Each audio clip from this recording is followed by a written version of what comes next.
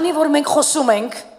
Սաղմոս 22:6 խոսքի մասին, թե ես որդի եմ, ոչ թե մարդ, ապա ես ուզում եմ, որպեսզի մենք նայենք առաջի հերթին այս որդի պատմությունը, որին ասացինք, թե նրան ասում են տոլատ, կամ էլ ասում են կերմեսի ворդ, կամ էլ ասում են որդան կարմիր։ Ուզում եմ, որ դու իր պատմությունը լսես։ Նախ այս որդը իր կյանքում ընդամենը մեկ անգամ է ձվադրում անում եւ էլ երբեք չի անում։ Ինչու? Դրա համար կա պատճառ։ Նա բարձրանում է ծառը,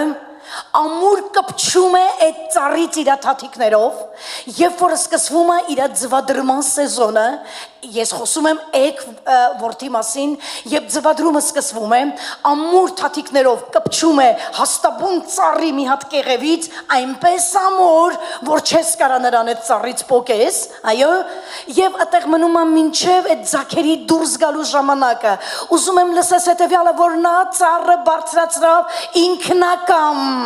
Նրան ոչ մեկ չասեց բարձացի ծառը, բարձրանում է ինքնակամ, մնում է այդտեղ մինչև այն օրը, երբ ձաքերը դուրս են գալի։ Ու լսիր հետաքրքիրը, երբ ձաքերը դուրս են գալիս, նա վերցնում է իր մարմնով, քանի որ կպել է ծառին եւ ձաքերը հենց իր փորի տակն են պաշտպանում,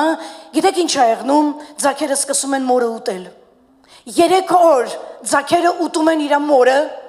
3 օր հետո ձաքերը մորտակից դուրս են գալիս, մայրն արդեն մահացած է, բայց ամենահետաքրքիրը այստեղ է, ամենահետաքրքիրը այստեղ է։ Ուրեմն ծառը կարմիր ներկվում է, ձաքերը կարմիր ներկվում են, մայրը մահանում է, բայց գիտեք ինչի է վերածվում մայրը? Սպիտակ բրդի։ Այս պատմությունն ինձ հիշեցնում է Եսայի 1:18-ը, որ ասում է. հիմա եկեք եւ վիճաբանենք, ասում է Տերը, եթե ձեր մեղքերը կրկնակի կարմիրի պես լինեն, ապա ձյունի պես կսպիտականան, եթե նրանք որդան կարմիրի պես լինեն, ինչ կլինի? Ուրեմն ինչ բուրդ է ասում? Ասրի պես սպիտակ պիտի դառնան, այսինքն բրդի պես։ Դուք այստեղ համեմատություն տեսաք? Հալելույա։